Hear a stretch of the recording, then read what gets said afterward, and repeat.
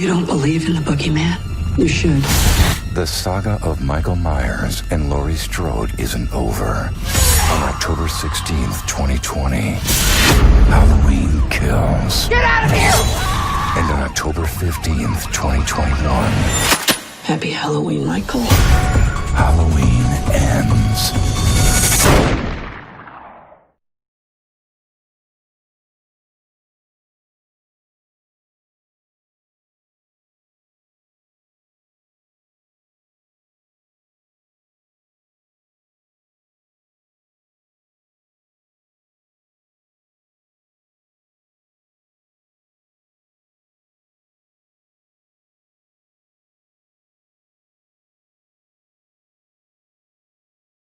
Horror movies. Please, he's gonna try and kill me.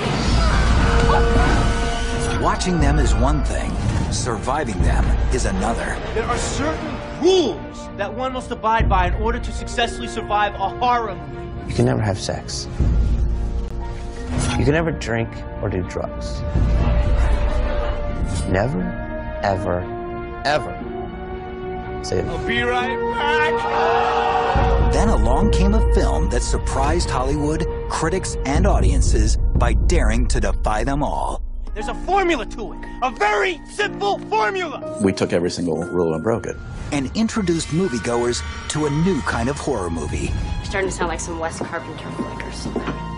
I think what makes the Scream films original is the fact that they take a look at themselves and they take a look at the horror genre itself. And I think that was a very new concept. It was very, very acutely aware of the genre and kind of slyly announcing to the audience of, we know what you're thinking, and you better hang on to your seats because we're going to do something different. It was a film that leaned on humor, but still managed to scare the hell out of audiences. We're going to go over boundaries that you didn't think we'd go over, and not just in gore. It's not just a scary guy with a knife. It's not knowing who that person is. No one had seen anything like that. This scary movie also attracted a hot young cast of up-and-comers. Everybody wanted to be in this movie. The fact that all these actors were just people I respected. And on December 20th, 1996, an unsuspecting holiday audience was taken by the throat. I didn't realize how scary the movie was going to be for people. Oh, I think this is probably going to work better than we expected. But with a screenplay in what was a dying genre. It was the worst timing in the world. Horror was done. A brand-name director who kept saying no. I think the reason that I passed on it was my usual stupidity. And a bitter controversy over a key filming location which divided an entire town. The local papers were actually attacking the production. Bringing this scary movie to the screen would come with its own set of challenges. I was so desperate when I wrote it. I couldn't pay my bills, and my car payment was due, and I was 3 months behind on my rent. Wes was really under the gun from the studio because they didn't see it. And in Hollywood parlance, that means you're about to be fired. You know, early on, we got an NC-17 rating. Is this going to be the nail in some people's careers, you know, in their career coffin? No, Billy! This is the story of an unproven screenwriter, a director in need of a hit, and a maverick studio that reinvented the rules of horror and made scary movies fun again. This is Inside Story, Scream.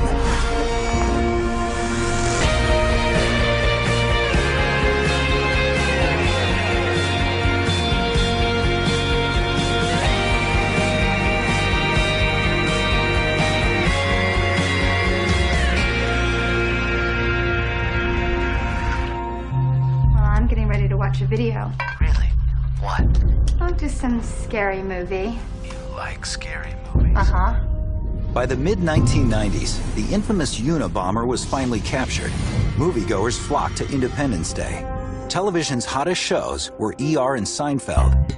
Everyone was doing the Macarena, and kids everywhere were playing with Tickle Me Elmo. But on December 20th, 1996, the horror movie Scream was released to film audiences ready for a new kind of terror. The Scream movie is something totally different. It was a movie that hit at the right time culturally. It recognized the pop icons of the past and then brought them into the fold in a way that was so uniquely entertaining. Those past genre icons, films such as Black Christmas, When a Stranger Calls, Halloween, Friday the 13th, and A Nightmare on Elm Street, were the spiritual fathers of Scream, a movie that would pay homage to them as much as it would break new ground. It's about a group of teenagers being terrorized and murdered. But what made it unique was that it was a satire on those films. This scary movie tells the story of a seemingly typical teenage girl coming of age.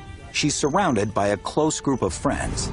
She has a boyfriend with raging hormones. Okay, time's almost done, Bucky. A father whose life is one business trip after another. Have a good trip, okay? But Sidney Prescott's life is anything but ordinary as she tries to come to terms with the brutal murder of her mother 1 year ago. Only a year ago, Maureen Prescott, wife and mother, was found raped and murdered not far from this peaceful town square. And just when things seem to be getting back to normal, the quiet town of Woodsboro is once again plagued by a killer. Someone targeting Sidney. Someone who is taking their love of scary movies one step too far. It's totally different, you know what I mean? And it's like, who knows what can happen? But there was more to this slasher movie than its cast being stalked by yet another masked murderer. I would describe Scream to a friend as a high school romp gone very, very wrong. Scream was so brilliant and so smart and funny, but it took the deaths and the scares very seriously. You have this group of kids talking about the killings, and the quiet one, you know, Neve Campbell's character, Sidney Prescott, you don't know much about her at all. And then you see that she's tied into it all because there was a murder of her mother earlier on, and this guy, Cotton Weary, is accused of it. You know, if I was wrong about Cotton Weary, then the killer's still out there. I think it was never been done before where there was a plot that was very intricate, very entangled with, you know, hidden secrets. One of the most successful elements of the movie is the mystery element, and Scream taps into that. It taps into it beautifully. You were constantly guessing about who the killer could be. It could have been anyone. The killer's still on the loose, isn't he? Come on, Sid. Those murders are related. I think Sydney's past is coming back to haunt her, obviously because of the murder of her mother and having to deal with that and having to overcome that. That kept it very grounded in something we all can really attach our emotions to. I feel like she's lived, she's been hurt, she's seen life. Your mother's murder was last year's hottest court case. Somebody was going to write a book about it. Right, and it had to be you with all your lies and theories. With a new, hip, and more modern sensibility, Scream set itself apart from slasher movies of the past. It was finally the movie where the characters had seen other movies. Terror Train, Prom Night. How come Jamie Lee Curtis is in all of these movies? I mean, it was basically saying, hey, you know what? We've seen all these movies. We know what's up, and we're gonna spell it out. We're gonna say what everyone's been thinking, and now from this point forward, this is how horror movies are going to work. Oh, you want to play psycho killer? Can I be the helpless victim? Like many horror movies, Scream would open on a dark night with a young girl alone in her isolated house, but her solitude would quickly be shattered by a mysterious phone call. Hello? Hello, Yes? who is this? Who are you trying to reach? That quickly turned into a terrifying game. Listen to me. You hang up on me again, I'll gut you like a fish, understand? People thought, well, Drew Barrymore is going to be in the whole film. The fact that it's Drew Barrymore and she dies, it just tells you your preconceptions about this kind of movie are wrong. But there would be other potential victims, starting with Sidney's friends, who offered a unique but cynical view of teenage life in the 90s. Part of the brilliance of the script was the way the characters spoke to each other. There is kind of a numbness to violence that obviously we're more excited by what's going on than horrified by what's going on. No way. And we're not just talking killed, we're talking splattered movie killed. Ripped open from end to end. These kids were a little too smart for their own good and wanting to see how far they could push it and what they could get away with. The first among them is Sidney's boyfriend, Billy, who despite his surface charms, would be the first of the film's many suspects. Do you wish to give up your right to remain silent? I didn't do anything. He's charming and he's mysterious and he's, there's just a lot to him. Billy is a really interesting character because there is something wrong with him. He's cool and he's good looking, so he gets a pass, which happens in real life. Couldn't have been me, I was in jail. Remember? Sidney's best friend and constant companion, Tatum Riley. And made her really wide-eyed and just fun, not stupid, but just a kind of a great little effervescent being. Tatum's boyfriend and Billy's best friend, Stu Macher. I had this, you know, this kind of crazy youth and this energy and was fearless, and I just kind of was bouncing off the wall. I look back at that performance, I'm like, what was he letting me do? It was ridiculous. And finally, Randy Meeks, the quintessential geek who couldn't get the girl, but knew more than a thing or two about the inner workings of a horror movie. If they watch Prom Night, they'd save time. Okay, we know everything that's going to happen in horror movies, and so, you know, my character was the one that actually helped say that. It was like kind of the voice of the people. The Randy character is one of the most original characters in the script, the kid who knows the rules. It's a brilliant idea, and it's part of what made the movie so fresh, because Randy is a real kid. The film was more than young people in jeopardy. It also featured a host of adult characters, starting with the boyish and bumbling deputy of Woodsboro, Dewey Riley. Does the force require you to work out? No, ma'am. Because of my boyish good looks, muscle mass has increased my acceptance as a serious police officer. I had different, you know, traits and characteristics that I thought I could bring like a real sweet element to Dewey, and he's a loving character. He's still a little kind of kid inside. It's very strange to see this sort of aw shucks guy in a world where, you know, all these kids are so smart and wily, and yet you've got this sort of, you know, Barney Fife wandering around, which is tremendously entertaining. Opposite Deputy Dewey was hyper-aggressive reporter Gail Weathers, who would stop at nothing to get what she wanted. Hi, Gail Weathers reporting live from the Woodford Police Station. We're supposed to glimpse of Sidney Prescott. Hey, watch it, Larry. Hey, watch the hand. You know what you're dealing with here? The character, Gail Weathers, is just a classic tabloid journalist. And no one felt Gail's sting more than her cameraman and resident flunky, Kenny Jones. He was Gail's chief whipping boy, you know, that rolls downhill, and she was at the apex of the hill and he was at the bottom. And finally, keeping a watchful eye on his students was the morally upright but slightly unhinged Principal Himbry. You make me so sick. Your entire havoc-inducing, thieving, whoring generation disgusts me. Yeah, Principal Himbry and Sheriff Burke are the only real present adults. The mother is dead, and the father is going off on a business trip, and there's really doesn't seem to be too many other parents around. I would imagine that the reason that her father is saying that he wants to leave town is to use the character as a red herring. Have you located Sidney's father yet? Not yet. Well, he's not a suspect, is he? We haven't ruled him out as a possibility. Even with its cast of colorful characters and would-be suspects, and its knack for turning every cliche on its head, the question remained, could the horror movie make a comeback? But the horror genre was not really in vogue at that moment. They were seen as funny. They weren't so scary anymore, so people weren't really making them. I mean, horror was dead. Dead or not, one devoted horror movie fan decided it was time to take a gamble and write something that would defy expectations and break new ground. I was trying to create something new and different that we haven't seen before. I wanted it to sort of just be perverse and very sort of satirical, but very real. The resulting screenplay, originally titled Scary Movie, was indeed satirical, but its inspiration came from an event that was grisly, shocking, and most disturbingly, true.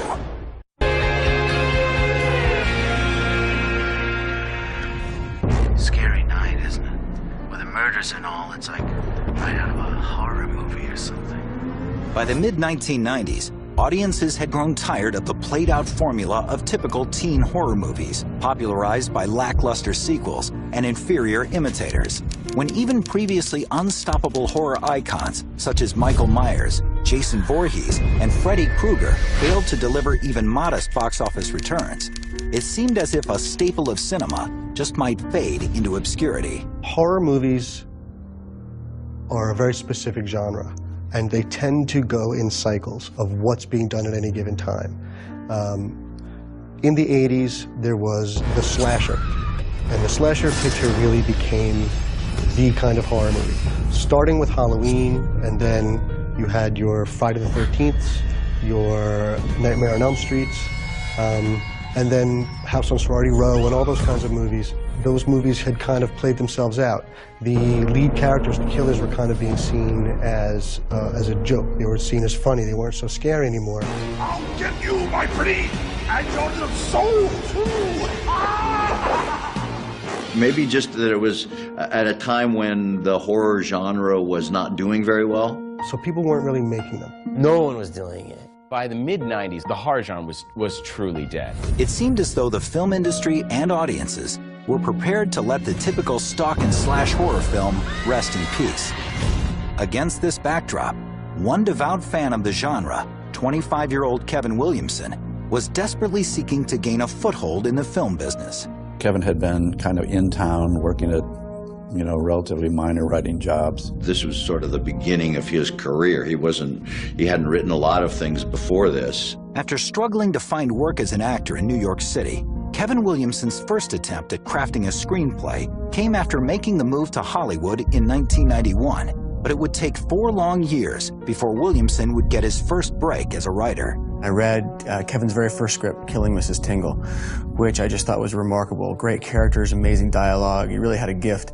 Although Killing Mrs. Tingle sold to independent production company Interscope Communications, it languished in development hell, leaving Williamson to wonder if the film would ever be produced. Because of this, he found himself struggling once again to find work in the highly competitive trenches of Hollywood. We were looking to find him a job off of the sale of Killing Mrs. Tingle, and the horror franchises that had led up to that moment had all kind of petered out. They were all kind of fading away. So it wasn't exactly the sexiest thing to be out looking for a horror job. So in truth, we were having a hard time finding Kevin a great gig. To make ends meet, Kevin Williamson took a job house-sitting for a friend. It was this decision and his financially desperate situation that put him at the right place at the right time, allowing him to catch a news program about a very disturbing subject. He was house-sitting, and he was watching a TV special about real murders, and kind of started scaring himself as he was watching it. Williamson had a right to be scared as he sat alone in the quiet house, watching the very real story of an infamous Florida serial killer. A tale so terrifying and so unbelievable, it seemed like something right out of a scary movie. Between November 1989 and August 1990, Danny Rolling murdered 5 students in Gainesville, Florida.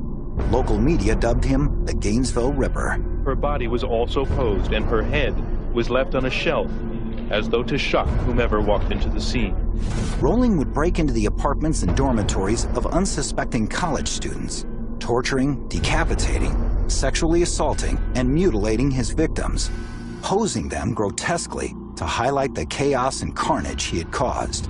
The case had finally come together, and on November 15, 1991, Danny Rolling was indicted to stand trial as the Gainesville Killer. The horrifying true story of the Gainesville Ripper was an eerie reminder to Williamson of his favorite fright film, Halloween, a bona fide genre classic. The tale of unstoppable killer Michael Myers had terrified Williamson as a 12-year-old child, as much as it had inspired him.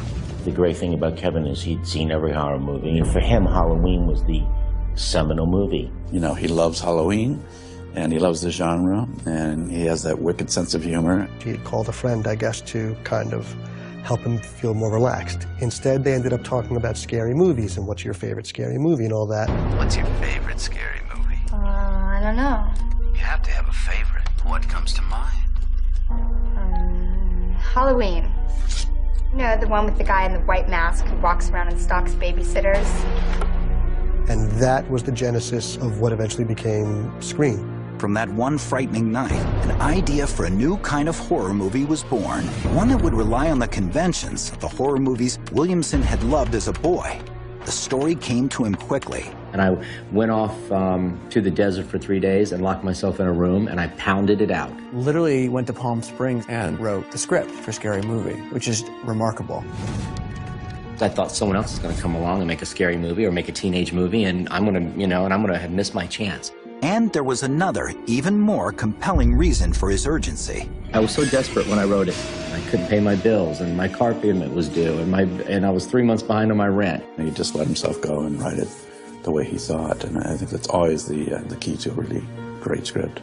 Williamson took a gamble by crafting a screenplay that blended the cliches of his favorite horror movies with his own brand of dark humor. But would Hollywood respond to a scary movie that dared to mix in a healthy dose of comedy with its terror? Do you like scary movies, Sidney? In 1994, Kevin Williamson, a struggling actor turned screenwriter, conceived of a brand new idea for a horror film that would turn every genre cliche on its head. But even lifelong horror fan Williamson wasn't sure what Hollywood's reaction would be to his unconventional script. He was so nervous when he gave it to us because he thought for sure we were just gonna, think that it was a dreadful idea and that it was the worst timing in the world. But Williamson's innovative concept paid off. The script he was hoping would turn his life around was an immediate hit with those who read it. When I read the script, I thought it was brilliant. I think it was, you get a lot of scripts and they can take forever to read because they're dull or not interesting, not original. And with Scream, it was a real page turner. And it was perfect. It was perfectly written. Right off the bat, it was really terrifying. It was so out of the blue, so unexpected to receive a script that good. Yeah, one of the things I loved about it when I first read it was its self-awareness. Name the killer in Friday the 13th. Jason! Jason! Jason! I'm sorry. That's the wrong answer. No, it's not. No, it's not. It was Jason. But at the same time, there was a real humorous element. It didn't take itself too seriously. Then you should know Jason's mother, Mrs. Voorhees, was the original killer. Jason didn't show up until the sequel. I really wrote the script for the read because I wanted to sell it. I wanted people in Hollywood to go, oh, this is some cool dialogue. There's some cool characters. These are some cool plots. And it wasn't long before Hollywood responded. In terms of devising a strategy, we chose the smartest and best producers we could think of that could help to strengthen the project and going into financiers.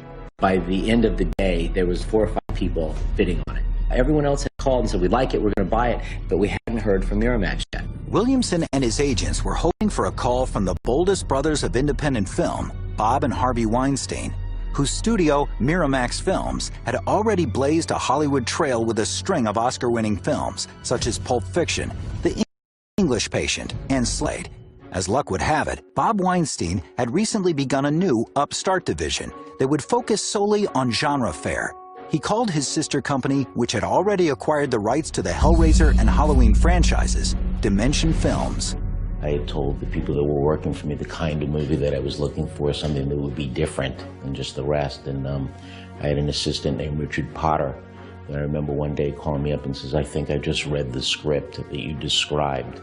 I called him and I said, Bob, I just read a script. If you don't want to make this movie, then I don't know what you're looking for. So he laughed and said, well, I guess I better read it then. And I read it and I loved it and I bid for it. But with other major suitors such as Paramount, Universal, and Morgan already pulling the script, Dimension Films knew they had to get in the game fast. As the days went on, a bidding war drove the script's price higher and higher, and as the stakes rose, previously interested parties dropped out until only 2 players were left standing. The 2 production entities that emerged as the most competitive were Kerry Woods and Kathy Conrad on one side, and Dan Halstead and Oliver Stone on the other side. Surprisingly, the writer and director of high-profile films such as Platoon, Wall Street, and JFK had also decided he wanted to scoop up the hottest spec script in town. But it happened to be at a time when Williamson got the call he was waiting for.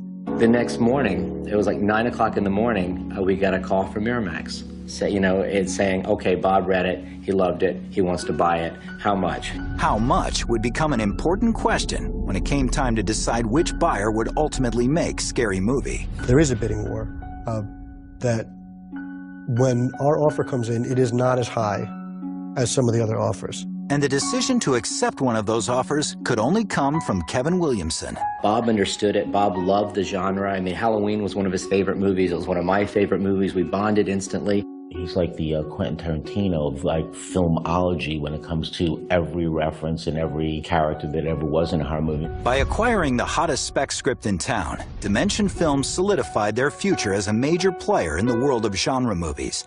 It also changed Kevin Williamson's life forever, with an initial check for $400,000 and the start of a career which would make him the new voice of a generation. Kevin really, really had his finger on the pulse of the modern American teenager. I'm gonna swing by the video store. I was thinking Tom Cruise and all the right moves. You know, if you pause it just right, you can see his penis. A lot of what Tatum said specifically, she brought a lot of the modern pop culture thing into it. And then obviously the Jamie Kennedy character, the Matthew Lillard character, the whole... They're very savvy, funny, witty kids. Dialogue in the Scream script was amazing. I mean, you read it, it just felt real or beyond real. You know, it felt like these kids were so smart, and the fact that that was written into the fact that they were aware of horror movies. What movie is this from? I spit on your garage. So much in television, The Exorcist was on. What's that werewolf movie with E.T.'s mom in it? The Howling, horror straight ahead. Having officially made his entrance as a legitimate Hollywood player, everyone was buzzing about the hottest new screenwriter in town. A man who had found a niche that had been missing from the cinematic landscape for over a decade. A movie about teenagers and high school life that felt real, timely, and generation-specific. He took the John Hughes formula and the slasher formula and made it feel modern and contemporary. And the film itself definitely was sort of hip and focused towards a younger generation. Definitely felt like a John Hughes movie gone to hell. Those kids in the John Hughes movies felt like modern, contemporary kids. Nothing could shock me anymore. Last night at the dance, my little brother paid $1 to see your underwear. Oh, really, Alicia? As if. Come on, Sporto. Level with me. Do you slip her the hot beef injection? Breasts. I want to see Jamie Lee's breast. When do we see Jamie Lee's breast? And I think perhaps Scream became similar to one of those films. Kevin just has very literate characters who are talking about everything that's going on, and I think that's what made the script so appealing. She wants to kill herself, but she realizes that teen suicide is out this year, and homicide is a much healthier therapeutic expression. Where do you get this? Ricky Lake. You are pathetic. Kevin is the only one who can do that dialogue, and you believe it. Kevin really, really thought through everything. He really understood the structure and mythology of slasher films and red herring movies and just applied the John Hughes modern teenager to it. With a fresh take on an old genre, Dimension Films was ready to find a director for their horror hybrid. However, it began to seem as if Scary Movie would never get made when nearly every bankable horror director in town said no.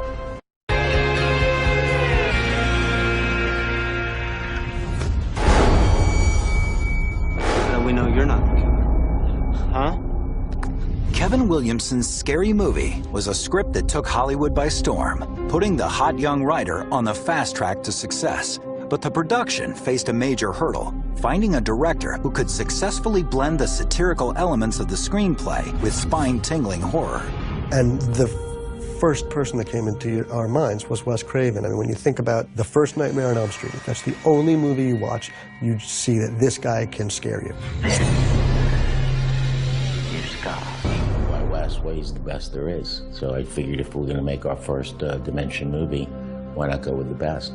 He was not interested in doing this, which was a huge disappointment. I passed, and I passed for quite a while. I know they had approached George Romero and Sam Raimi and, you know, kind of like the staples of the horror world. There's always another list of directors, but you'd stare at that list and start crying. I feel like we were kind of dragging our feet to a certain extent because we really wanted to get Wes to do it. Wes wanted to do other things, and it was a conversation as to whether or not he would go back and do horror. I understand it. He didn't want to do, quote, another slasher movie. With the talent pool shrinking fast, the studio behind the project, Dimension Films, continued to hope that their director of choice would change his mind. Wes Craven has influenced horror in the 70s with Last House on the Left, in the 80s with Nightmare on Elm Street. You cannot overstate how incredibly influential Wes Craven has been to the horror genre and has continually made movies for different generations that felt so contemporary. Craven's previous work, at times critically lauded, often shocking, but always provocative, reached mainstream success with 1984's A Nightmare on Elm Street. In it, he created one of the most iconic figures in all of modern horror, Freddy Krueger. Wes became horror meister Wes Craven, slasher director Wes Craven, and I became horror star, slasher star Robert Englund. You know, and that gets attached to your name for a while. Before long, Craven found himself firmly enmeshed in the world of horror movies, a place where he could use his talent at evoking blood-chilling terror to maximum effect. I read an interview with Wes once somewhere where he said, within the realm of horror movies, you can do anything you want. You can explore any issue you want. You just have to have a jump out and grab you every 10 minutes.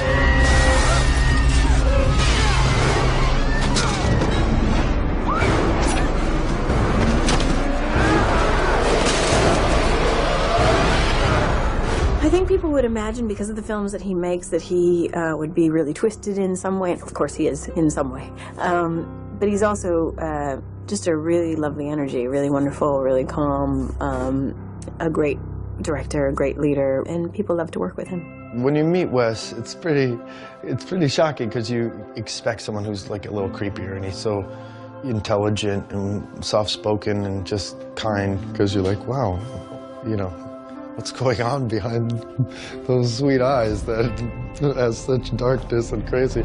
It was Craven's ability to take audiences to the dark side that kept him in the minds of Dimension executives, even though he had passed on the project more than once. I think the reason that I passed on it was my usual stupidity.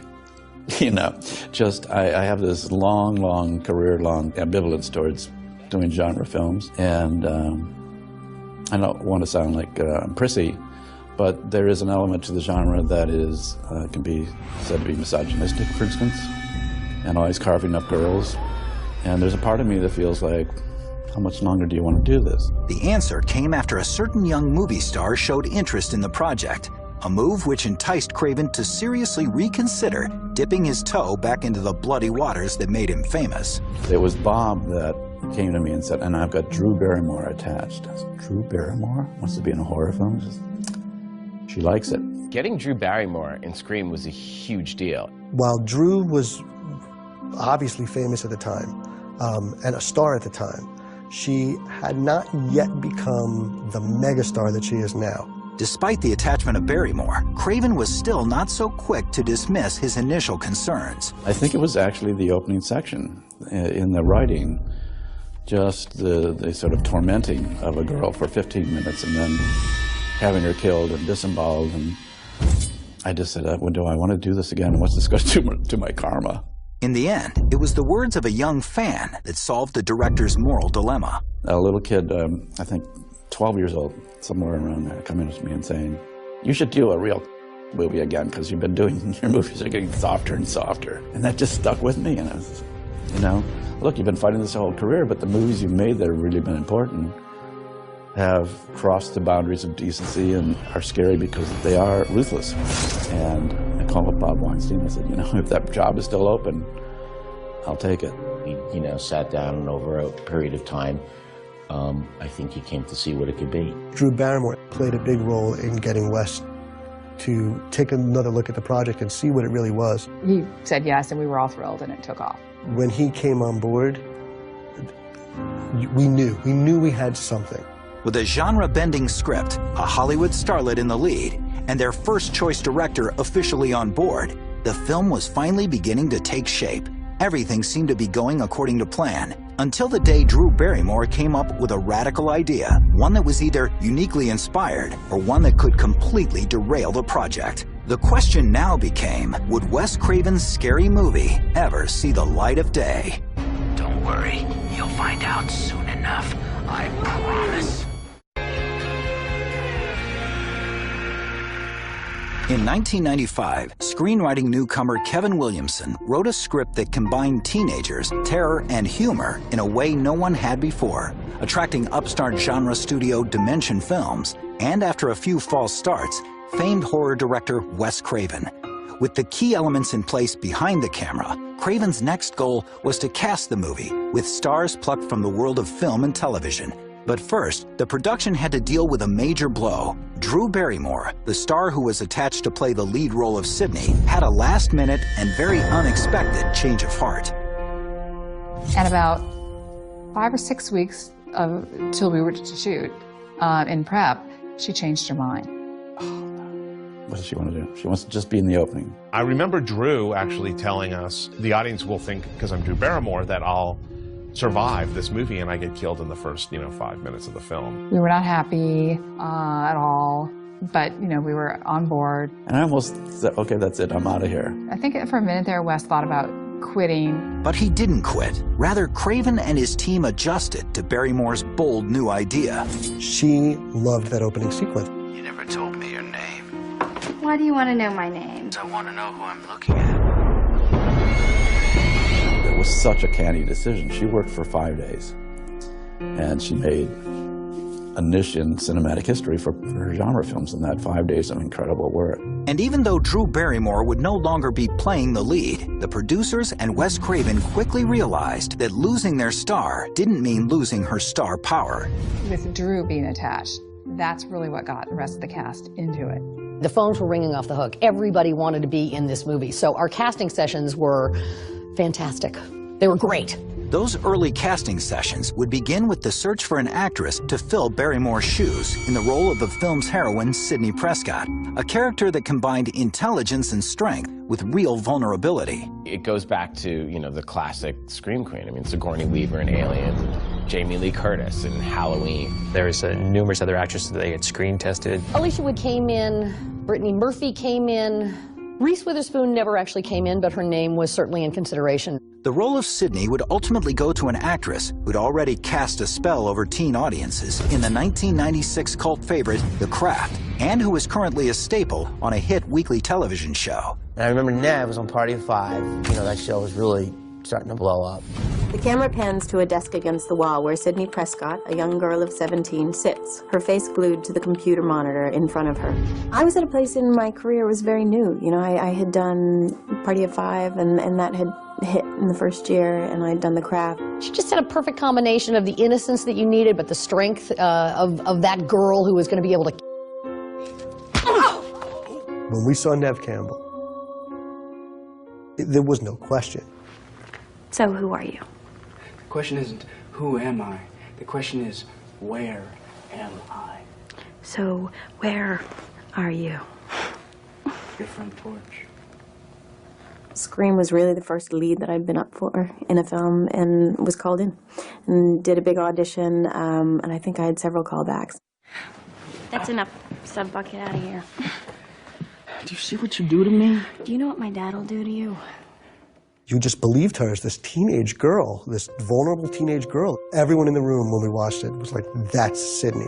With the film's lead in place, it was time to round out the rest of the cast, starting with Sidney's boyfriend, the charming yet broodingly mysterious Billy Loomis.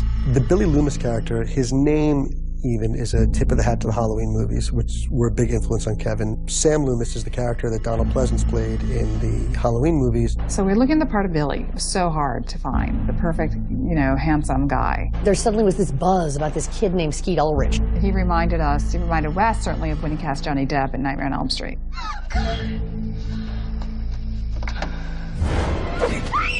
It's just me. Totally nailed it. There was just no question. He was Billy. He was fabulous. He was the hot young guy, and you look back now and his performance is pitch perfect. Sheriff, I didn't kill anybody. And all the girls went crazy. That's how you can tell. Every girl is turning red and sweating. Norman Bates have a motive? Nope. And did they really ever explain why Hannibal Lecter liked to eat people? Don't think so. You see, it's scarier when there's no motive, Sid. I knew that he was really like a hot new thing in Hollywood. He was the hot ingenue, if I can say that, Skeet. Next in the casting lineup was Sidney's loyal best friend, Tatum Riley. I had seen Rose McGowan at the Sundance Film Festival that year in a movie called The Doom Generation, and I was just so mesmerized with her. From behind, a finger taps her shoulder. She spins around to see Tatum Riley, same age, feisty, carefree. I think Tatum was very glib, but at the same time she had a real sweetness, like in the scene in her bedroom. Bam! Sid, super. Rose is so feisty, and her character, Tatum's so feisty. Yeah, I think she was just funny. mean, I think she was just going for the laugh. Even with other contenders, such as television actresses Rebecca Gayheart and Melinda Clarke vying for the role, there was little doubt in the minds of the filmmakers as to who they would cast. We did look at a lot of people for that part, and in the end, there really was just no question because she totally embodied, you know, what Tatum needed to be. Rose manages to be cute and hot at the same time. Finding the right actor for the pivotal role of Stu Macher, Tatum's beau and Billy's best friend, proved to be a case of a young actor being at the right place at the right time. The day that Matthew Lillard came in, he happened to be across the hall with his girlfriend who was working with another casting director. And I looked at him and I said, you look good for this part. Would you mind coming in and auditioning, please? Next to Tatum sits her boyfriend, Stuart, with his arms draped across her back. He's a Billy wannabe. Almost the jock, almost handsome, almost cool. He tries way too hard. Stu was with me last night, okay? Yeah, it was. I go back and watch that, I'm like, first of all, I weigh 80 pounds. Second of all, I spit my way through the whole thing. And that vein that runs through the middle of my forehead is terrifying. I mean, that alone should have just automatically kicked me out of Hollywood in general. Rounding out the lineup of suspects and soon-to-be victims was uber geek and resident horror film fanatic Randy Meeks. He's the Joker, the wild card. And he's the one that you can't quite figure out, and he can comment on everybody because he's just slightly outside the group. Across the table is a fifth wheel Randy, a tall and gangly kid with no such Billy-like aspirations. A witty jokester who elevates geek to coolness. Did you really put her liver in the mailbox? Because I heard that they found her liver in the mailbox next to her spleen and her pancreas. At the time, I was just a very struggling actor, and I said, I gotta get in for this movie. It was just one of those moments where we'd seen a lot of people for this role for Randy, and we just didn't know where we were going. And I get a call from my agent. She goes, hey, it's not bad. It was between him and Breckenmeyer, but just, you know, it's just that certain something that got him the part instead of Breckenmeyer. And 3, never, ever, ever, under any circumstances say, I'll be right back. I love Breckenmeyer, but Jamie Kennedy really owned that part. Thank you. With the main teen cast now in place, the producers began their search for the right actors to portray the film's adult characters, beginning with Tatum's bumbling older brother, Deputy Dewey Riley. Oh, Dewey. A young officer looks at the clipboard. This is Deputy Riley, better known as Dewey. He's a big guy, 20s, handsome in a scrub-clean, boyish way. Damn it, Dewey. What did Mama tell you? When I wear this badge, you treat me like a man of the law. That's one of my favorite aspects of Dewey, is that he's in a position of power, but no one gives him respect. You know, I always think in Dewey's mind, I always think like he thinks he's kind of Clint Eastwood. Like, you know, he thinks he's really cool, but then, you know, nobody else does. The whole David thing was very interesting because he was, we offered him a role of one of the kids. I read it, and I came in and I said, Wes, I really would rather do the role of Dewey. And he was like, Dewey? Well, why would you want to do that role? I was like, well, I do get to kiss Courtney Cox. And If I may say so, Miss Weathers, you are much prettier in person. I took a chance on this guy, wants it so much. So Dewey became kind of the heart of the movie. Playing the yin to Dewey's yang was Gale Weathers, a cynical TV journalist and a difficult role to cast, until a television star surprised everyone and lobbied hard to get the role. We probably offered the role of Gale to Janine Garofalo, and she passed on it. We also were very close to hiring Brooke Shields. And then we met Courtney. I wanted to play the part of Gale Weathers because she was just a total, it was something that I hadn't got to play in a while, at least being on Friends for so long. She was the hottest thing coming off of Friends. I mean, for her to be in a movie like this was a very big deal because people were really used to seeing her on the #1 show. And I had to really do some persuading to get the part because they didn't really see me as a... If I'm right about this, I could save a man's life. Do you know what that could do for my book sales? And working under power-hungry Gale Weathers was her much-put-upon cameraman, Kenny Jones. Jumping from the driver's seat is Kenny, Gale's cameraman and flunky, an earnest young chap on the chubby side. I was kind of in decent shape before the film, and there's all these fat jokes about Kenny, so I purposefully put on 20 pounds. Kenny? Yeah? I know that you're about 50 pounds overweight, but when I say hurry, please interpret that as move your fat tub of lard now! It was trying to make him likable and that the audience has some empathy for him. With the majority of the cast now in place, there was just one more important role to fill, that of the maniacal killer. But this time, it wouldn't really matter what the actor looked like. The killer in Wes Craven's latest movie would be known for something that almost every slasher icon before never had, a voice. And to keep the terror real, that voice belonged to a man the cast, even to this day, has never seen. You hang up on me, you'll die just like your mother.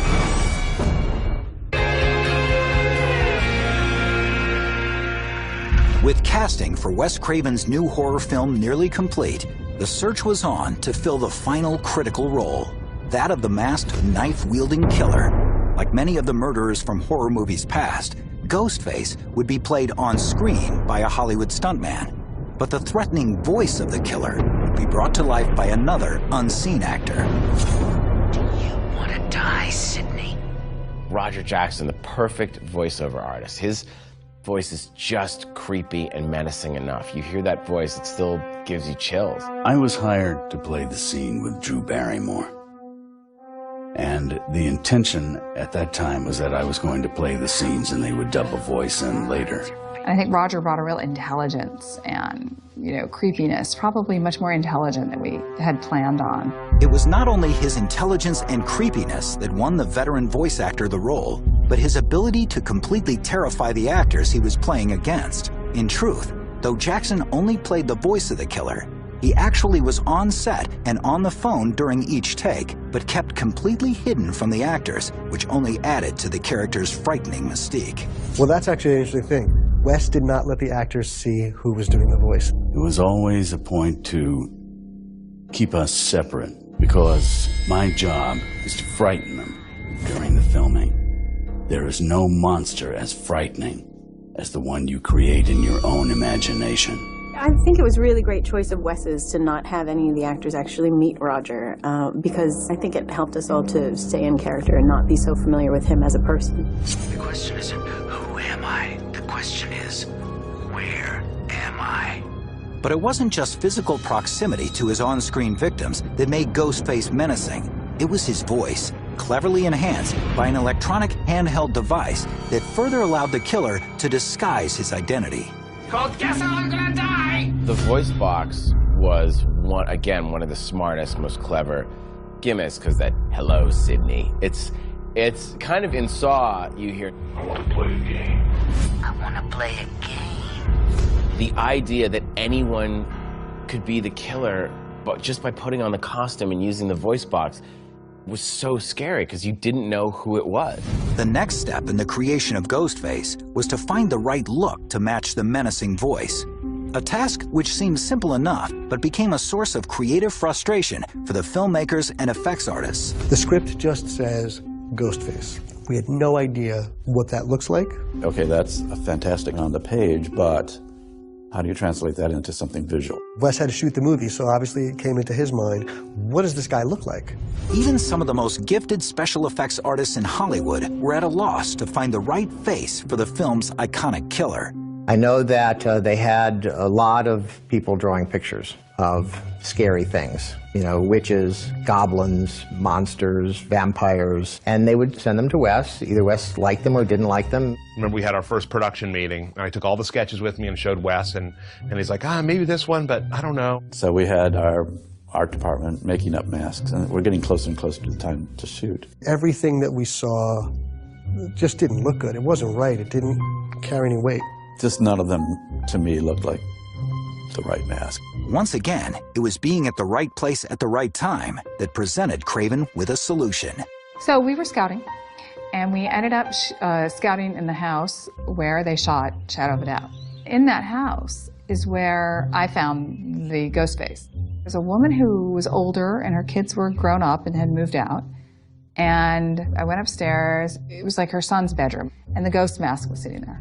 So we took the mask and we sent it to Dimension Films, and they said, okay, We like that. So have your guys make one kind of like that because we don't own it. And he brought it to us and said, this is what I think I want it to be. We sculpted all different versions, like one with longer chin, one with a furrowed brow, one with bigger eye sockets, one with smaller eye sockets, one with broader face.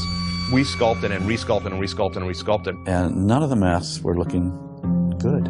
You know, they just didn't have what that mask had. And I think I must have seen maybe 7 different versions of it before we came to the final, but there's something about the design that is really striking and really shocking when it comes up against you. The thing about it is, it just happens to be so archetypal. Many people compare it to Edvard Munch's The Scream. It has a mournful sadness that's almost dreamlike. It was like a love affair with that mask. I mean, and it has struck everybody that sees that mask has been drawn to it. With the look of the mask finally settled upon, the next step was to find a suitable costume for Ghostface. There's no description of what the killer is wearing. So take the mask out of your mind, and you have a guy. Wes spent a lot of time talking to us about what do we think he's wearing. We went a long way down the road with white robes, because it was a ghost, supposedly. Does he look like Casper? And obviously, you know, you put a guy in white with a white mask, you don't want him to look like he's in the Klan either. So what's he going to look like? So we discussed with the costume designer at the time, and we came up with a black costume. It had a little bit of sheen to it and sparkle so that it would catch the light. It was quickly discovered that the costume also needed to serve a vital plot function. So we came up with the idea of covering the whole body, covering the hands, covering the feet, because it also had to kind of be a couple different people. So it actually got down to covering every square inch of the killer with this costume that we devised. The main thing we were worrying about was just, were people going to buy the ghost as anybody? And I think they totally do. There is this kind of supernatural killer in a way. I mean, Ghostface, he can fall out windows almost like Michael Myers and walk away and not a scratch.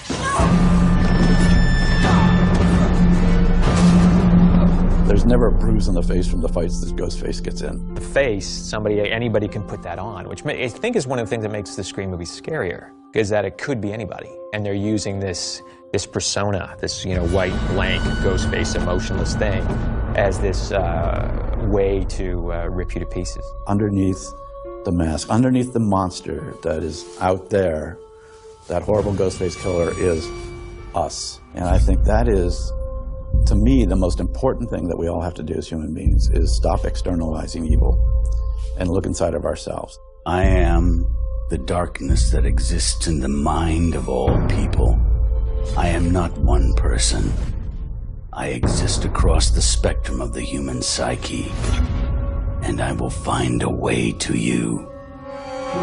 With a cast, a killer, and a crew ready to go, everyone looked forward to the first day of shooting in the bucolic Northern California town of Santa Rosa.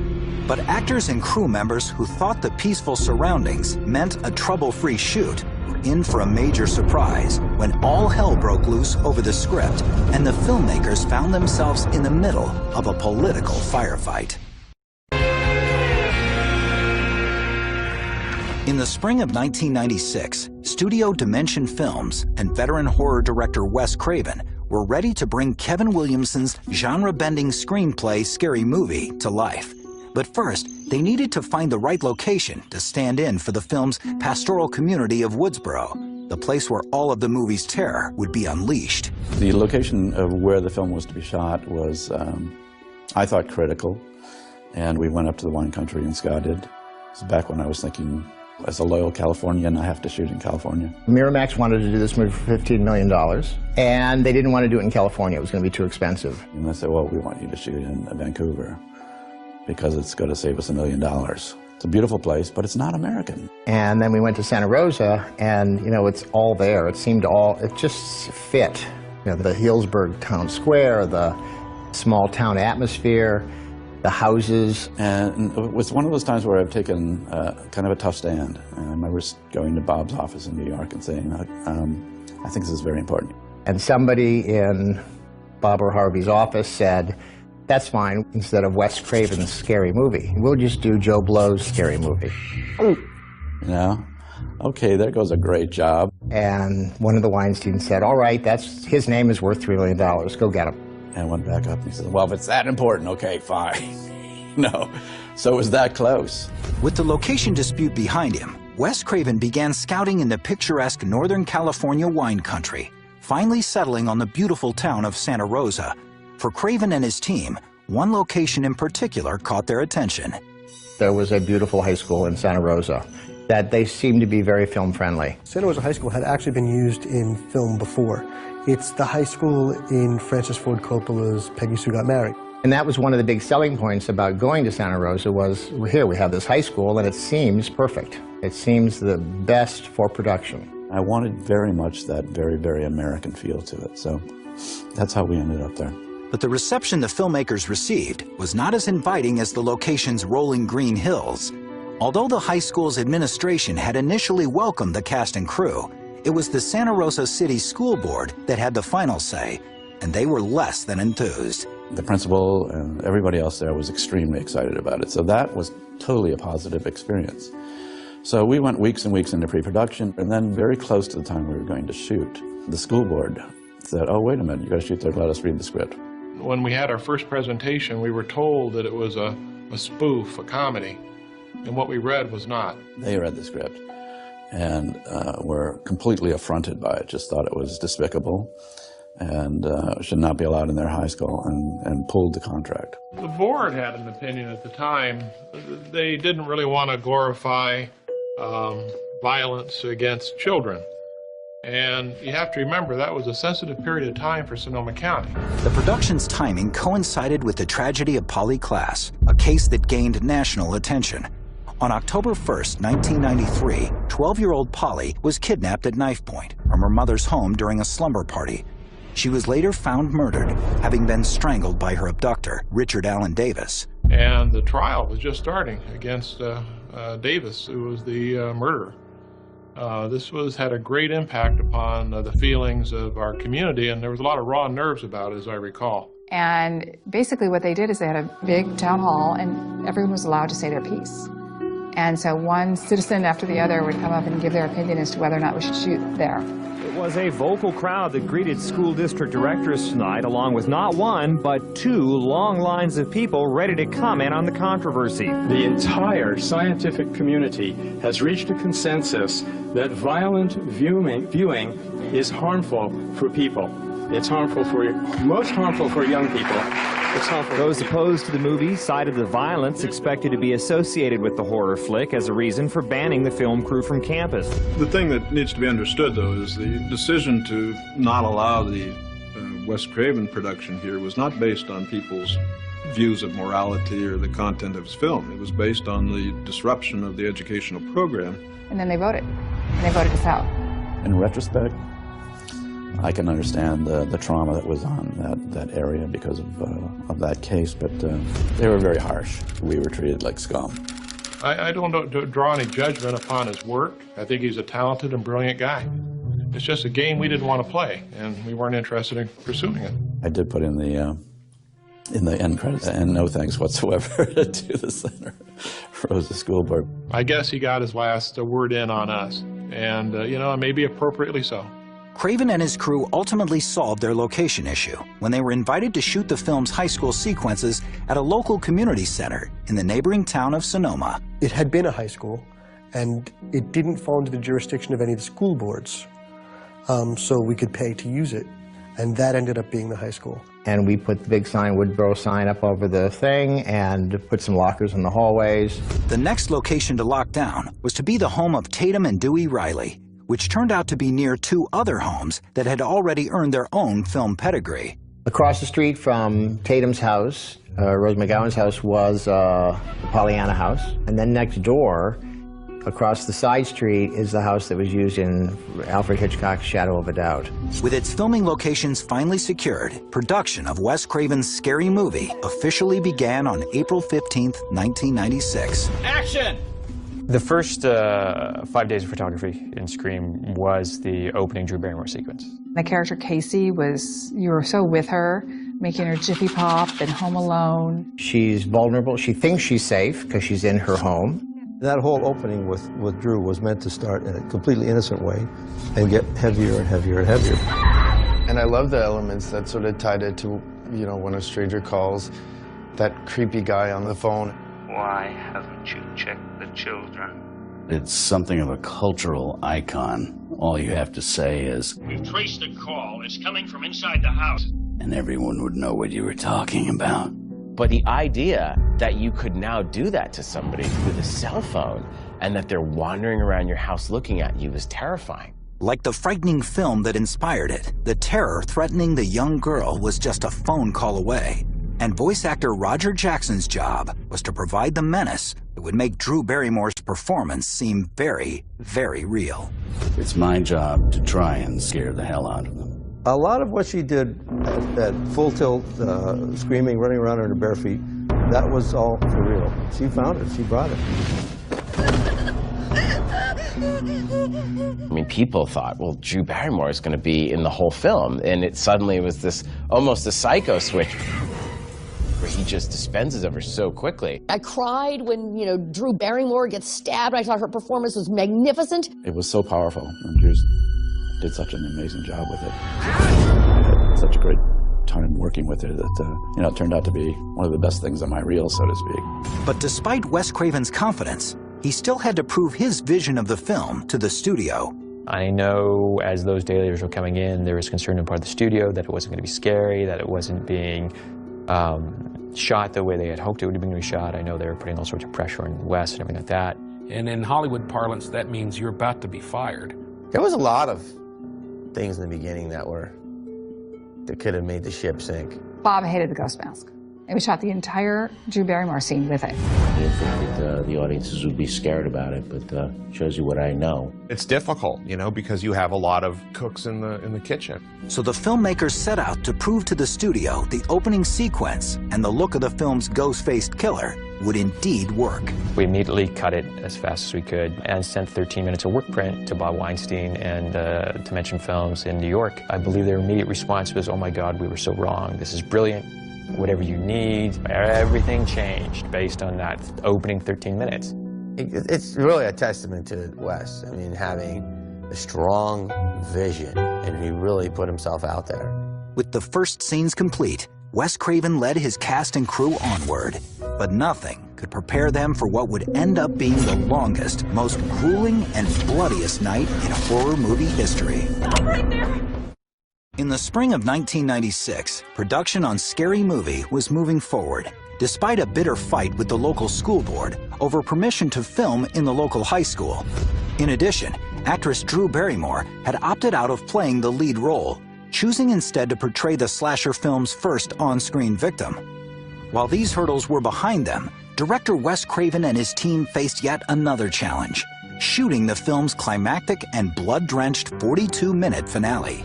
Yeah, that was the scene from Hell. It was essentially the whole third act. So it began with the party at the house, at Stu's house.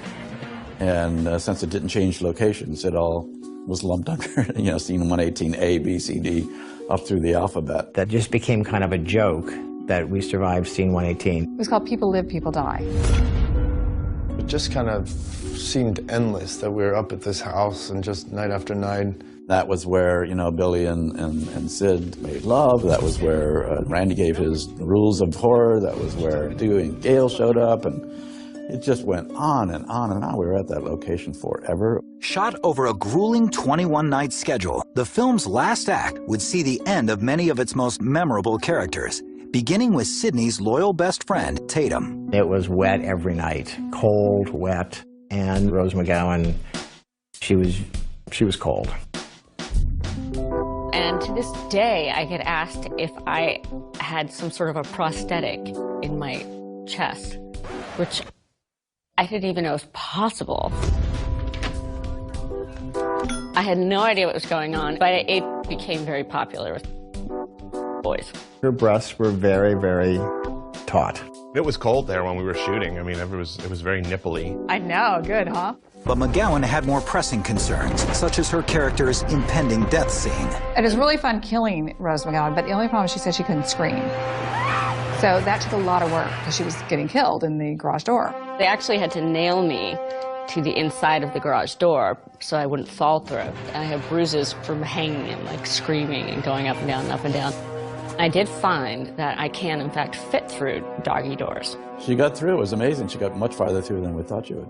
Also amazing, at least to the actors in hindsight, was the fact that no one, including Tatum's own brother, Deputy Dewey, seemed to acknowledge poor Tatum's untimely demise. I feel quite badly that Dewey was never sad about Tatum's death. I mean, I obviously should have mourned the death of my sister. What a cold... That happened later in the hospital room. What do you mean she's gone? The next to find himself at the mercy of Ghostface was Kenny the cameraman. That was the day my wife first came to visit. And then I remember my neck was cut open. And, oh, yeah, by the way, and threw my head back and just my neck gapes open. And it freaked her completely out that it was that realistic, you know, up close. And while the casualties on screen were gory and dramatic, the unexpected loss of a key behind-the-scenes player was, for some, just as shocking. I would like to say that I survived scene 118, but in fact that was on the last week of shooting, and I was fired. We went to work one day and Mark wasn't there, and it's kind of funky that they would just let the DP go and nobody says a word. I don't really know totally what happened. I think him and Wes probably had creative differences. Now I have no idea what the backstory was with the studio, with Harvey, with Bob, with Wes, but I do know when we saw dailies that night, Wes turned around and said to me, all this footage is out of focus. There were certain issues with focus and things being discussed. Wes and Marianne come from another room and said, here's what we want you to do. We want you to fire your camera crew, all those people, the dolly grip, and that's what the solution will be. And sometimes the head of the department will go to the lengths of saying, well, if you're going to get rid of them, you're going to get rid of me too. And I said, why don't you get a new DP as well? Problem is, when you say that, you better be prepared for people to take you up on it. And they said, you know what? Good idea. I don't get it. I don't know what the problem is. All this footage and all the footage that I shot in the film is still in the movie. Well, that was my last night shooting on Scream. With only a few days left of shooting, a new director of photography, Peter Deming, was brought in to finish the picture.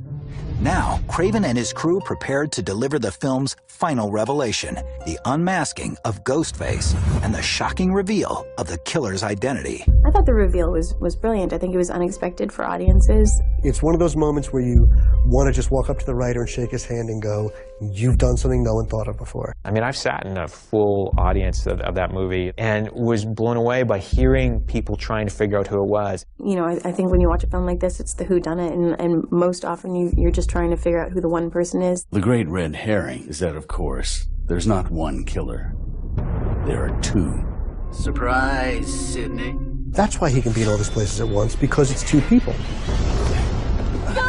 So I thought the twist at the end was very good.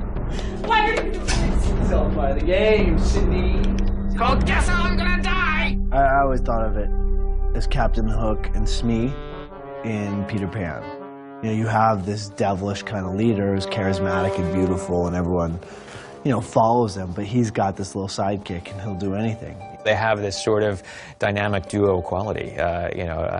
Skeet's character Billy is definitely the mastermind of the operation. I think Matthew Lillard's character is probably in love with him and is willing to do anything he says. I mean, they're maniacal, ruthless killers. I mean, they're pretty terrifying. If you look at the given circumstances, you know, you're hacking people apart, you're hanging people from trees, you're killing them in a garage door. You just couldn't believe the level of insanity. They were truly scary. It was just one intense scene after the other, you know, culminating with Billy, Stu, and Sid in the kitchen, and the guys stabbing each other, and everybody covered in blood. I distinctly have these visions of myself and Nev and Skeet sitting in corners with blood, you know, covered in blood. And you start the night, you know, covered in blood, and you finish the night with the sun coming up covered in blood. I was covered in corn syrup for weeks on end, and that just got a bit old and disgusting. Plus it was freezing, so it's like sticky, freezing blood. And Wes is like, well, one of his main quotes almost on every movie is, more blood! More blood! Don't be stingy. He's always saying more blood. But the bloodiest scene was yet to come, with the climactic showdown between Sidney and the two killers as they revealed their murderous motive. You hear that, Stu? I think she wants a motive. Here they start to reveal the motive, which there were two camps when I sold the script, who felt one camp felt that there should be no motive. It was scarier without one. I don't really believe in motive, Sid. I mean, did Norman Bates have a motive? No. Did they ever really decide why Hannibal Lecter liked to eat people? Don't think so. And then another group of people felt that there should be a motive. Your slut mother was my father. And she's the reason my mom moved out and abandoned me. So I took that note, and the end result was both. I think the stuff at the end with Matthew and Skeet is pretty gratuitous. There's a lot of blood, and the fact that they're stabbing each other. On a scale of 1 to 10, they're freaks. They're a 10. What was that great line? Movies don't create psychos. Movies make psychos more creative. You were basically setting up that all rules were off. We know these rules too. We're not going to do them, and if we do them, we're now very, very aware that we're doing them. And I think that was pretty genius of Kevin to turn horror on itself in a way, and bring those things up and then include them in the film. So the audience, oh, I know what's going to happen, and then they don't know what's going to happen. They're all the same. Some stupid killer stalking some big-breasted girl who can't act, who's always running up the stairs when she should be going out the front door. It's insulting.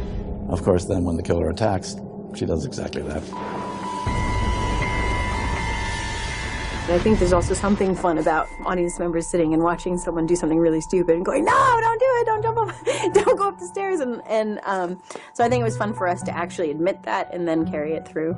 Kevin was brazen about it. He drew your attention directly to those tropes. Knowing what all the cliches are and staying all of them on their heads.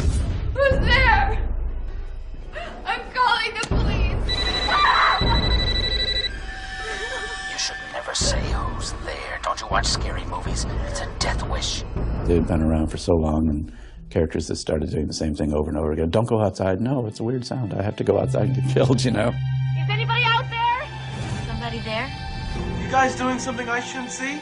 Basically, in all the horror movies up until that point, when you say that stuff, you get killed. No genre cliche seems safe from this scary movie, with the film even shattering what may be the most infamous of slasher movie rules. You never make love in a horror film. Don't have sex. That's one of the rules. Like, if you have sex, then you're going to die. Like, if you want to stay alive, just don't have sex with anybody. The character does a lot of the things that the film claims she shouldn't do, and if she's going to survive, and then goes ahead and does them and does survive. And the fact that, the moment that Sydney figures out, or I think she's figured out who the killer is the moment right after she has sex.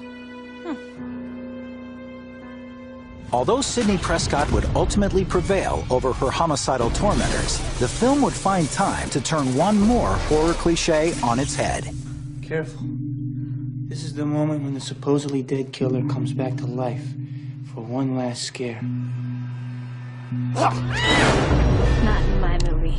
Most horror movies, most movies with a killer, you cannot kill the killer, but the cops always die. My character was supposed to die in the first one. Sydney? We liked David's portrayal of Dewey so much that we brought him back. And we all kind of looked at each other and said, we'd be really stupid if we didn't film a shot of Dewey coming out being alive. And so we did. We stuck it on the last day of shooting there. And I was like, really, wow.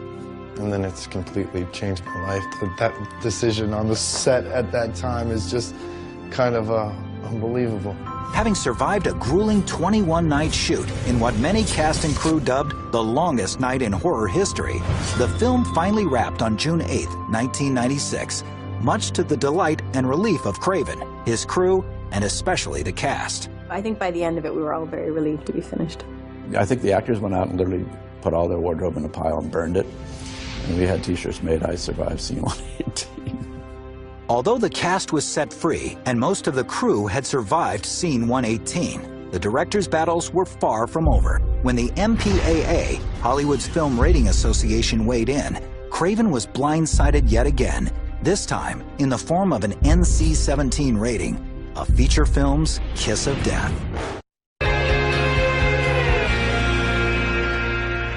In the summer of 1996, after 40 days of shooting and overcoming location setbacks, last-minute casting changes, and the filming of one of the longest and bloodiest slasher movie finales in recent memory, production wrapped on the genre-bending horror film Scary Movie. But director Wes Craven would find himself embroiled in yet another contentious battle over his film, this time with the ratings board of the Motion Picture Association of America. Scream, out of the gate, no one knew what it was, so they came down on it. When we were going through the MPAA challenges on Scream, which were sort of rampant, I think we had to go back 9 times. It's very, very lengthy, very expensive, and the MPAA can say, okay, we're going to look at it again in 2 weeks. And you're screwed. The MPAA is always, is always after us. It's always the worst thing in the world for a director to cut anything. Although Craven initially refused to cut anything from his movie, Dimension Films could not afford to gamble on an NC-17 rating. So we had a little bit of a battle with Bob Weinstein, because obviously they don't want to put a movie out as an NC-17. So Wes lost that battle, and we ended up making some cuts. It's hard when you don't get your rating to understand why. Is it too much blood? Is it too much gore? Well, look, let's speak frankly. I think, genre films, horror films, slasher films are about human beings doing cruel and horrible things to each other. I can remember when Wes had to go back and take some frames out of Kenny's death scene because they said the look on my face was too disturbing and it had to be trimmed. And Wes's argument was, it's murder. It should be disturbing. Probably the most gratuitous things in the movie are the boyfriend, the gutted boyfriend. Oh, God! And one of the things they objected to was the fact as he sat there, his guts became victim to gravity and shifted and fell.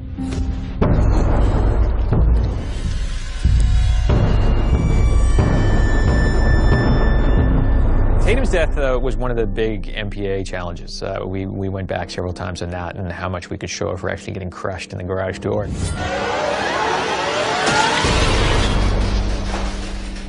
And they essentially were telling us that the entire scene 118, especially Bill and Stu in the kitchen, was just too bloody and it had to be taken out of the picture. And it would have killed the picture. Can't, you cut me too deep. I think I'm dying here, man. And there was a shot of Stu's hand sort of hanging down and blood was dripping off it.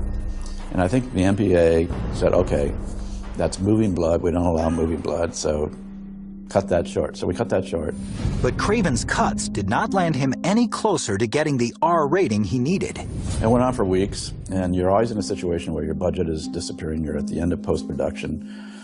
You've got the thing, you're usually in mix, so all the editing is done, and now you're fighting this thing, and they're asking for changes. Every change is, every single department has to go back and redo all their tracks. It was back and forth, and Wes was writing letters and phone calls, and what would it take to actually be able to get the rating? And with the film's December release date right around the corner, it seemed as if Craven would need a Christmas miracle. And we were getting nowhere. So what happened is Bob Weinstein made a call to MPAA as the head of the studio, and the next thing I knew, we had an R rating. I think that when we expressed to them, please watch it again, understand the context of how this is happening, that there was an element of humor in it. And I said, Bob, what did you say to them? And he said, I told them it's a comedy. It's a comedy, it's a satire. Now, obviously, it's a intense situation, but it wasn't worthy of the rating they wanted to give it. And that made all the difference. So every film I'm going to make from now on, I'm going to say it's a comedy. And indeed, Scary Movie had plenty of comedy. Kevin Williamson's in-jokes and pop culture references set it apart from other horror films being released at the time. You can only hear that Richard Gere gerbil story so many times before you have to start believing it. And suddenly the audience went nuts because that was this crazy urban legend that everyone had heard. Obviously, it was very politically incorrect. And I said, it's too good a joke, It's like life can be cruel. So we kept it in. But Richard Gere wasn't the only famous actor to be shredded in Kevin Williamson's razor-sharp script. So we had this small cameo, and we read a lot of people, and it was just one of those things. Henry Winkler came in and nailed it. When he's threatening the 2 kids with the scissors and everything like that, you're like, this guy's crazy. You're absolutely right. It is not fair. Fairness would be to rip your insides out. To see Fonzie getting killed in a movie was pretty amazing. Even Wes Craven could not escape being caught up in one of the film's many inside jokes. There's a famous shot of the janitor sweeping the hallway. Did you call me? Huh? Not your friend. And it's just Wes with a Freddy hat and sweater on. Somebody asked me, you should do like a Hitchcock cameo. I always push it off and say, oh, no, I don't want to do it, I don't want to do it. So I said, you have to do it. Why don't you be the janitor? So the day before, I sent down and got the whole Freddy costume, which I had squirreled away in storage.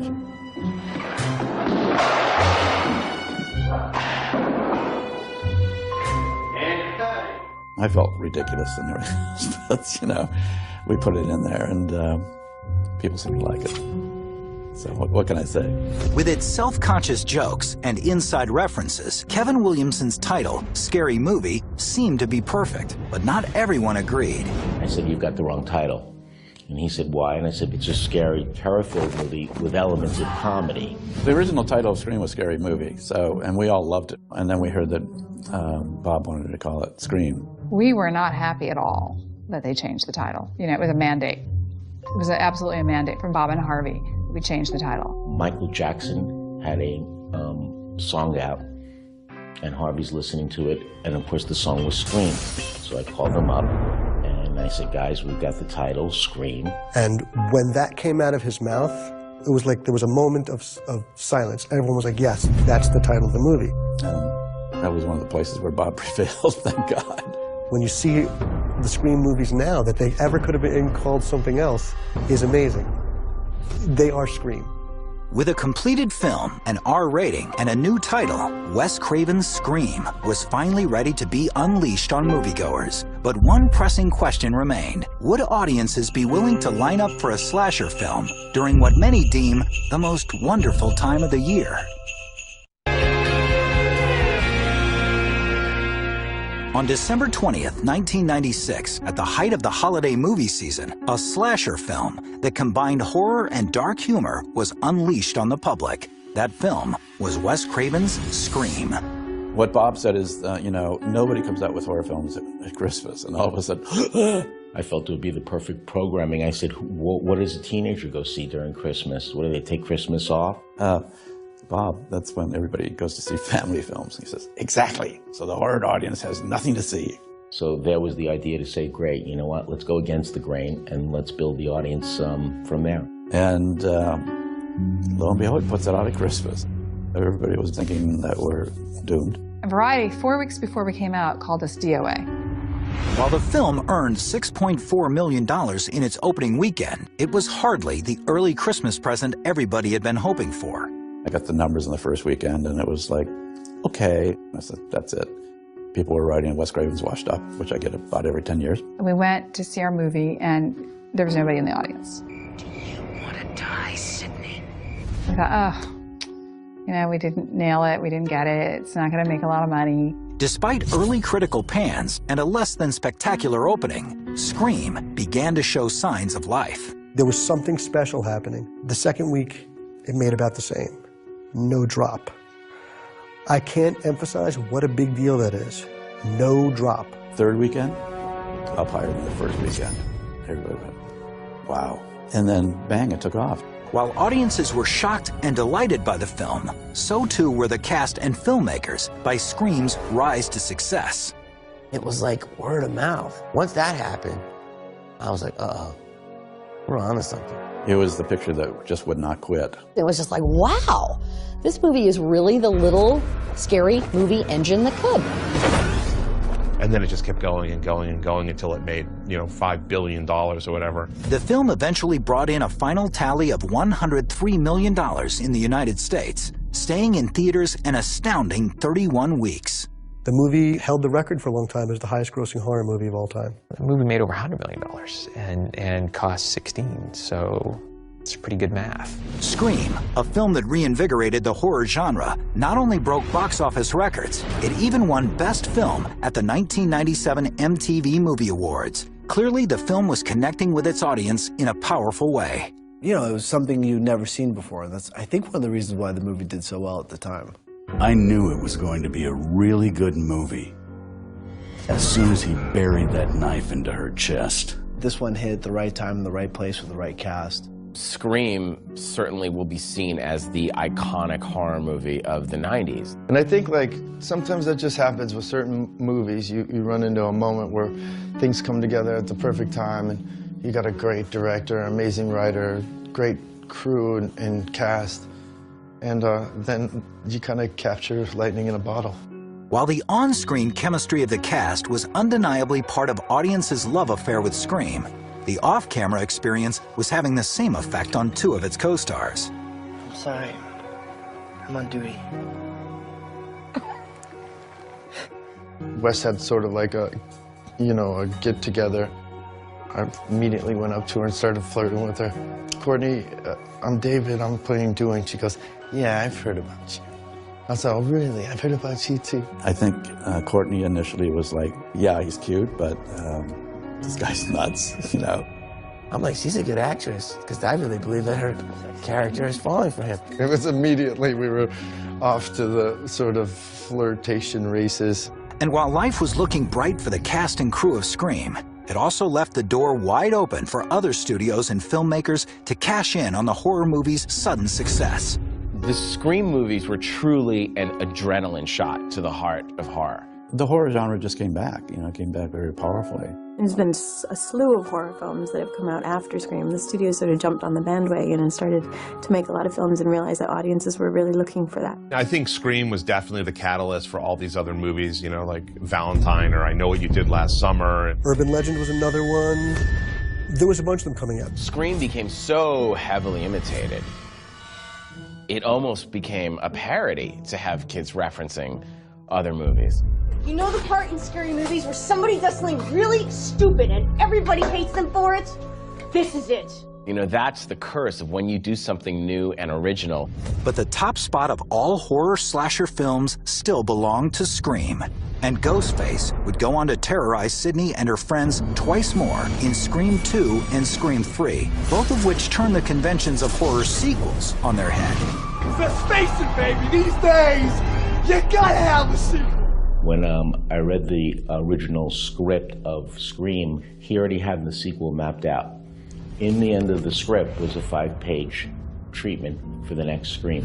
He knew where it was going. So we got to follow Sydney, you know, obviously from high school and then on into college and then into young adulthood. So that was almost unprecedented, I think, for films in the genre. And really, one of the things that kept me with it. It's been the same cast throughout, and also we've had a lot of the same crew throughout, which is wonderful, because it feels like going back to summer camp every time we do it. It's a really fun experience. Seeing that the core cast comes back each time with Wes, it's not Scream without that. The sequels are fun, and I enjoy them, but that first one was truly, purely terrifying. You know, rather than thinking I was doing sequels, I was doing, you know, elements of a trilogy, which I just loved. It was that enduring love for the Scream franchise that brought about the return of Craven, Williamson, Campbell, Arquette, and Cox for another round of mayhem 10 years after the events of Scream 3. Down behind you! Scream 4 was really interesting. You know, the new cast kind of felt like the old cast. They all hit it off, and there was a definite camaraderie there. It feels reminiscent of Scream 1. And all of us thought it might just be a real kick to go back to it. I was apprehensive at first, and I really wanted to know that Kevin would come up with a great concept. The remake, the groundbreaking. Halloween, Texas Chainsaw, Dawn of the Dead, The Hills Have Eyes, Amityville Horror, Christmas, House of Wax, Mom Night, Quick Bloody Valentine. It's one of those, right? None of the above. By following some rules of the genre, but daring to break others, Scream has made audiences laugh, cheer, and of course, scream. And in the process, it changed the face of fear. You want to be on a roller coaster ride. You want to go into a dark theater, have the lights turn out, and just there's something about being scared out of your wits that has always appealed to me, and I think it appeals to everybody. I would say there's 3 important people that are sort of the tentpoles of Scream. One is Kevin, who came up with the idea and wrote this fantastic script. One is Bob Weinstein, who was willing to go in and put a lot of money on the line. And the other, I guess, would be me. The 3 of us working together is a pretty powerful package. And I'm very proud that Wes is there for all of them. Here he's done 1, 2, 3, and 4, and hopefully he'll do them all. And I like keeping that continuity. The stars aligned to bring us all together to make something that, I don't know, really made cinematic history. It really kind of got to me, and even seeing it, you know, I scream and laugh, and it's just really witty, you know, it just really works in so many ways. I remember being there, and they're like, it's going to change your life, and this is unbelievable and huge, and, you know, this is going to put you on the map. And I went to this little, like, place to eat, and some girl goes, "You look like that guy from Scream, the Rule guy." And I was like, "Really?" She's like, "Yeah." And I was like, it was like the first time in my life I was ever recognized. It will always have a special place in my heart. And the fans, they made it. They made it what it is. And I treasure the filming of Scream as my happiest filming experience. Scream's meant, well, everything to me, really. I mean, I'm so thankful for Wes for casting me and for Kevin for writing such an amazing script. It's been a blessing, and it's been a fun movie to be a part of. But especially I met my wife on it, and, you know, I have a daughter now because of this, and, you know, it's pretty much doesn't get any better than that. I love this kind of movie. Never imagined myself ever being in a movie that was like this.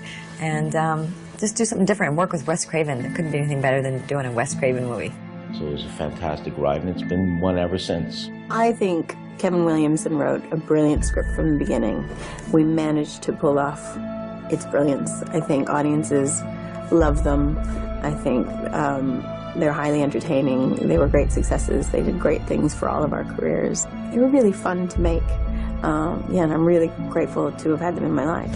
It was my first film, and I got to work with, you know, one of my idols, Wes Craven, who actually, you know, has become a good friend, and it's been like a love experience for me. I couldn't have asked for a better first foray into movie making.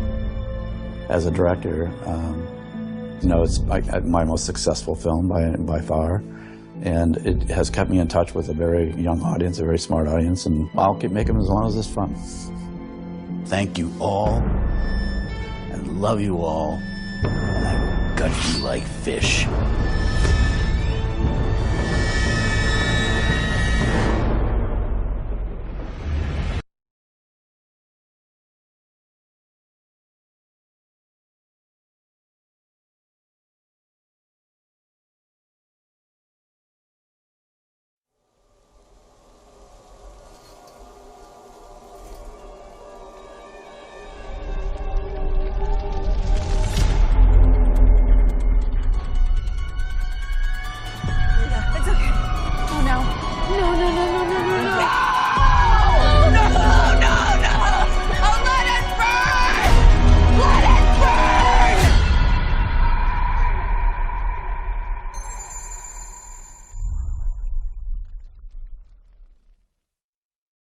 You don't believe in the boogeyman? You should.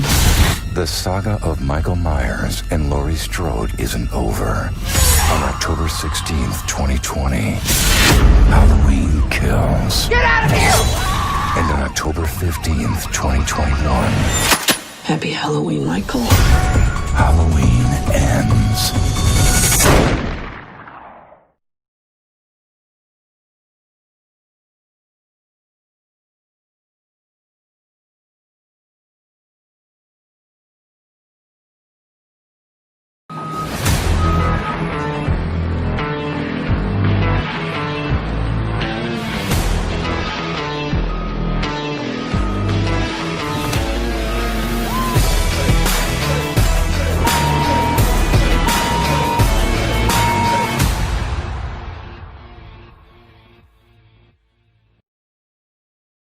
To every member of the class of 2020, you are the heirs to a proud and righteous legacy. Our American ancestors built the greatest country in the history of the world, and you are the ones who will carry it out to even greater height. Your senior year may have been defined by the pandemic, but your future will not be. Your future will be defined by the spirit, the heart, and the unity within you. We stand on the precipice of the most incredible years in the life of our republic, and you will be leading the way. Now it's your turn to inspire our country, to lift up our nation, and to build shining monuments to American greatness that will stand for all time. There is no limit to what you can achieve. You will be a tremendous success, and we cannot wait to see how you do. To every young person in America, remember this. In our country, everyone is the captain of their own destiny. Through hard work and persistence, you can accomplish anything you want. Stay focused on your goal, give it everything you have, and you will achieve success beyond your wildest imagination.